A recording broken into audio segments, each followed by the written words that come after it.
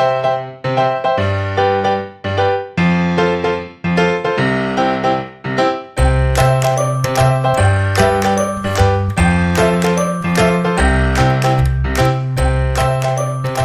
everybody, my name is Brianna C. I'm a third-year medical student at Nova Southeastern University, and I'm a tutor for science for all grades, K through 12, and college students, as well as a math tutor, and I tutor test prep for all of your high school and college entrance exams. Today I'm going to be taking you through an important topic to prepare you for 4th grade science. That important topic is adaptations that animals have that meet their needs. So when we talk about adaptations, an adaptation means changing to meet your needs.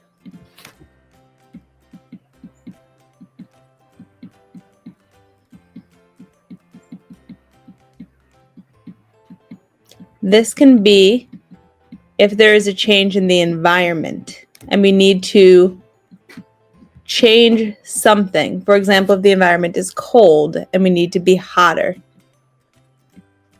Or this can be if a human, say, needs different things than a dog. A human is uniquely adapted to meet those needs. These adaptations fall into 2 categories that we're going to talk about today.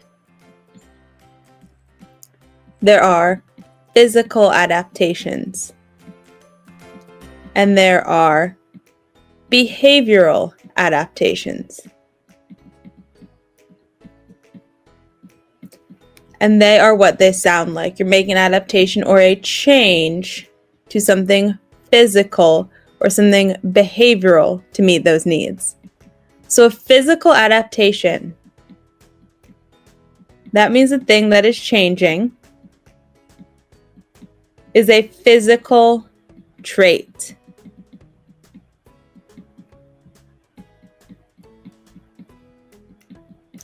This usually happens on a long time scale. It happens as species evolve, meaning those species change over time. For example, let's say we have a giraffe.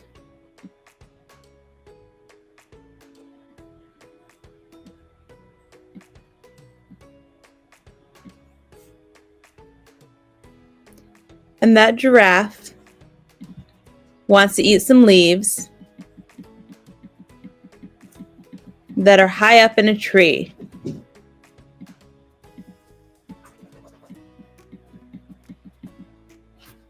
He needs to make a physical change.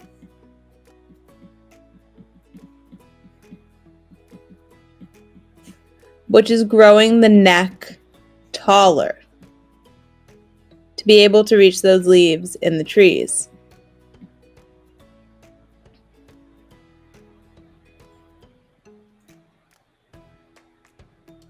So this giraffe made a physical change or a physical adaptation. Now if there's a taller tree, this giraffe can eat all of those tall leaves. He changed a physical trait. This is a physical adaptation. This happens over time. So what happens is because giraffes need to eat tall trees, each generation of giraffes gets taller. So if I'm a mama giraffe, I have a slightly taller baby giraffe. And then they have the grandbaby giraffe, and that gets slightly taller. And then that grandbaby giraffe has its own baby giraffe, and it gets slightly taller.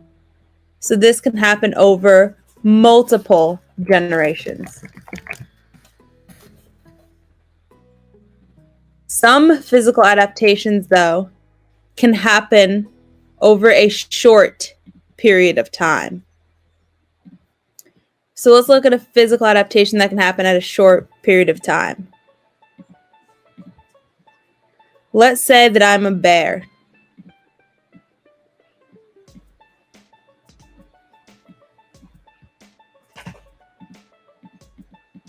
and the winter is coming.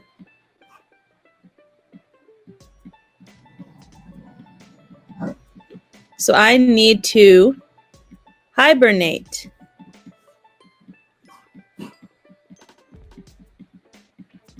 What I should do to hibernate is I should get big and fat.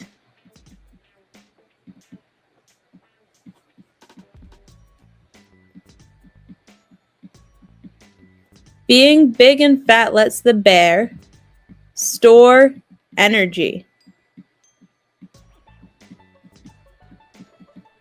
With that stored energy, the bear can use that throughout the whole winter. So it made a physical change. The physical change was getting fatter.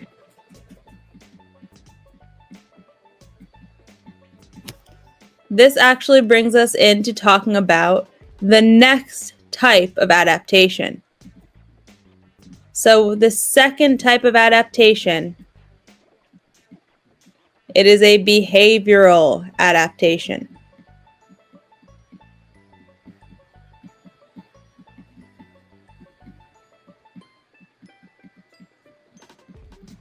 With a behavioral adaptation, it's an adaptation, so it is a change. And it's a behavioral adaptation, so it is a change in behavior.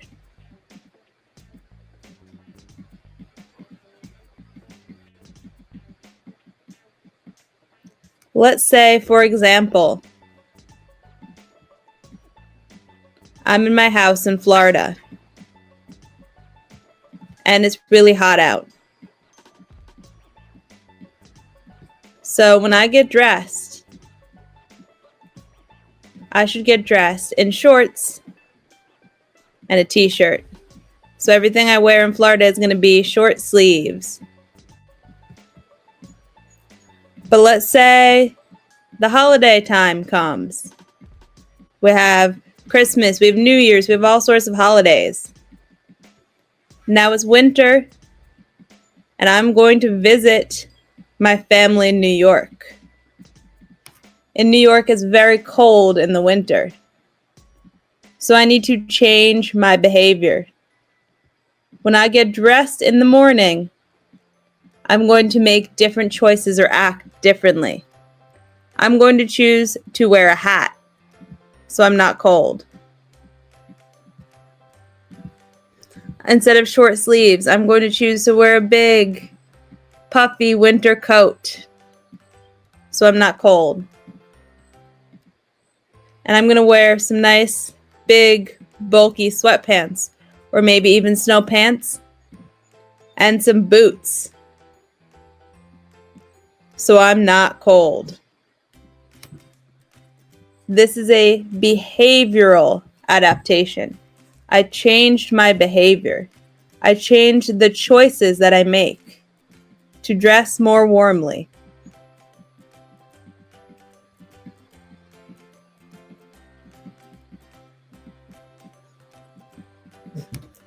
Other animals can make these adaptations too. So let's say I have my two little puppies. And I bring my two little puppies with me to New York.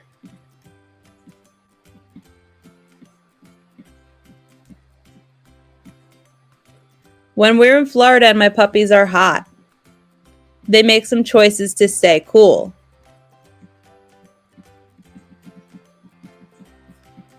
They drink a lot of water.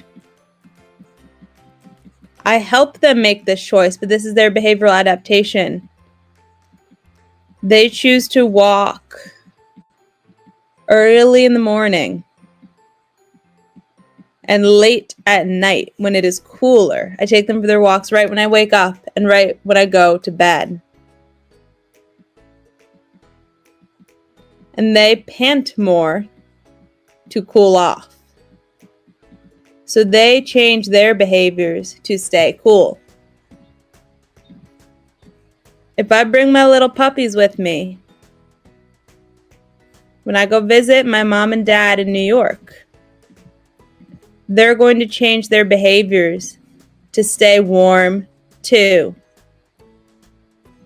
When we're in the house, my puppies choose where they sleep. Maybe they'll sleep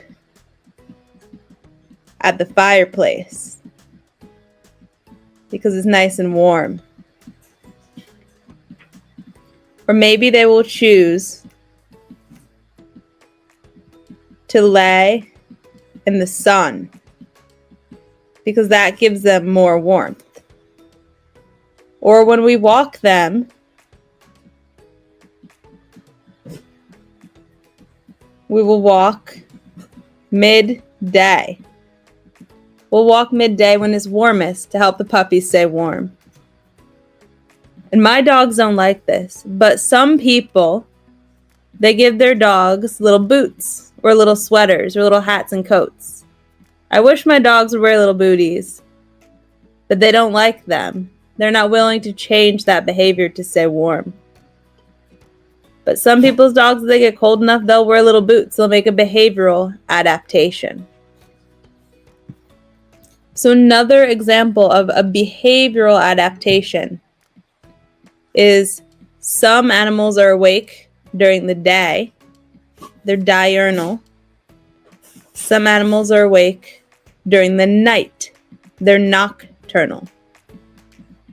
So diurnal is the word for awake in the day. Nocturnal is the word for awake in the night. This is a behavioral choice when they're more active. So that is a behavioral adaptation.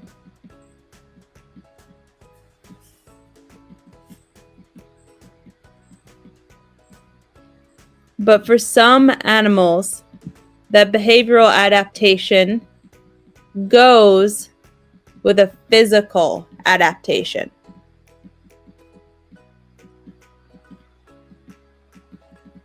So for example, an animal that is awake at night, bats, their behavioral adaptation is they choose to be nocturnal.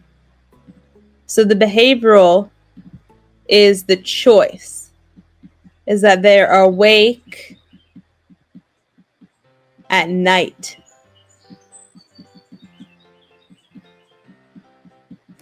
But they make that choice because they have a physical adaptation. They are not completely blind, but they can't see that well.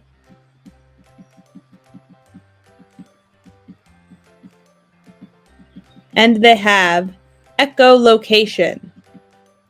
So they are capable of locating their prey by using sound signals, not by seeing.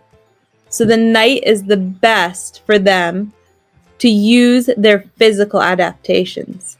It's quieter at night, so they're able to use their echolocation more specifically. They can't see, so they don't benefit from the light during the day. So let's think about an animal that's awake during the day. How about humans? So we choose our behavioral adaptation is that we are awake during the day. That's a behavior and it's a choice that we make. We know that because maybe you know somebody who works a night shift. They work overnight somewhere and they adapt their behavior. But this is based on physical adaptations that we have. We see really well. We rely on our sight to do most things. I rely on my sight to see where I'm going when I'm walking. I rely on my sight to recognize my family members and friends. I rely on my sight to drive my car. I rely on my sight to do my job and to be able to see what I'm writing on the board to teach people. So, because I rely heavily on sight, I need to be awake during the day. when it is light. I'll find all of those things more difficult to do at night.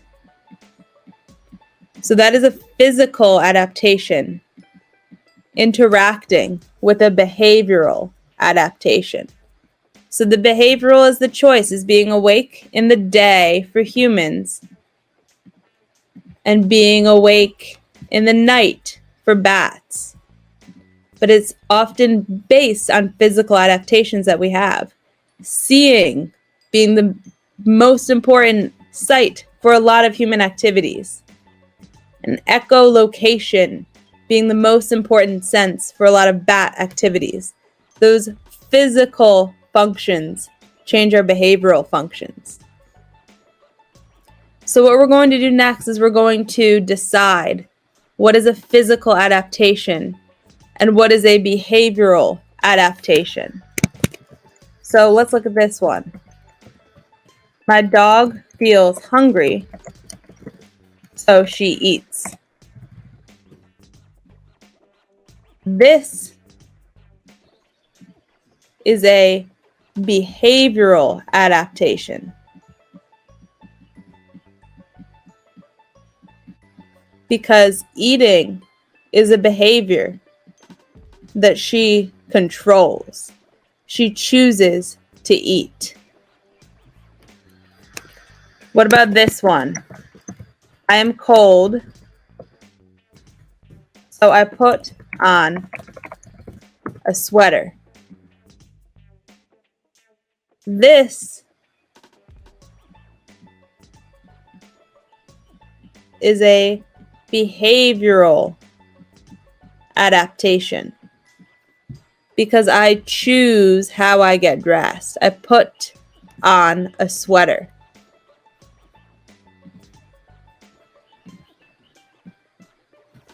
What about this one? I am cold,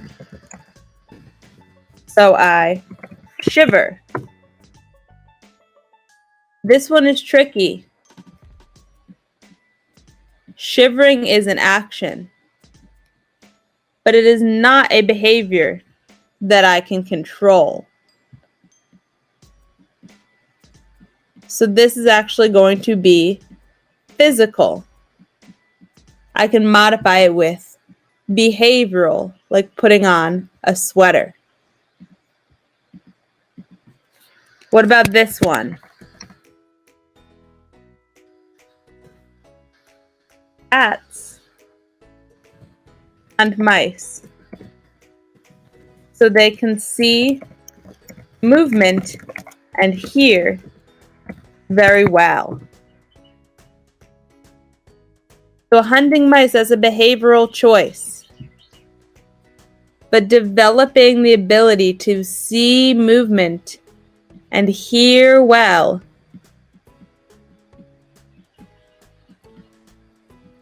Those things are physical adaptations. Those animals, cats, develop the ability to see and hear well by evolving that way or by physically being that way. What about this one? A fish lives in water, so it has gills.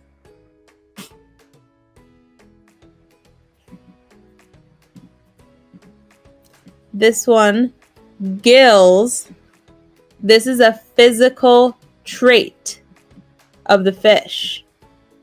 It can't change the fact that it has gills. I can't grow gills because I want to. It's a physical adaptation. It's a trait that makes a fish a fish.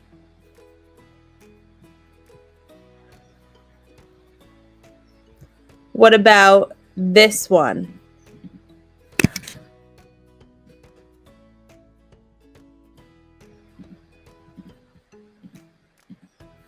A tadpole has to move from water to land, so its tail gets shorter. So what happens here? it has a physical adaptation with its tail getting shorter. That is a trait changing. As it becomes a frog, it won't have any tail at all. But moving to water, that's a behavior.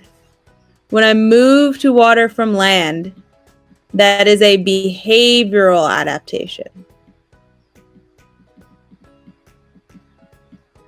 So as a little tadpole, it might be safer to stay in the water.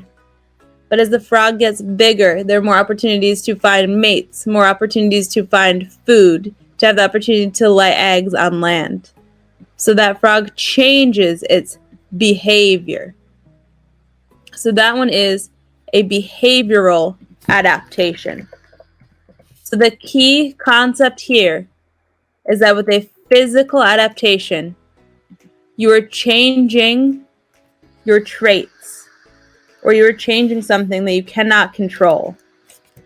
With a behavioral adaptation, you are changing the way you act, or you are changing something that you can control.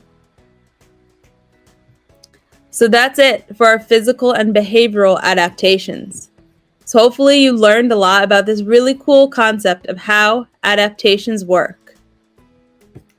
If you want even more help getting ready for 4th grade, if there's anything else you want to learn about math or about science or about English or anything for 4th grade, definitely come online. Ask your mom or dad to help you, connect with me, find a great tutor, schedule some lessons with me, or catch some more Get Ready For videos. We have Get Ready For videos for every subject. So if you want to practice some skills for math to get ready for 4th grade, or you want to practice your reading or writing, check out some more Get Ready For videos so you can keep learning.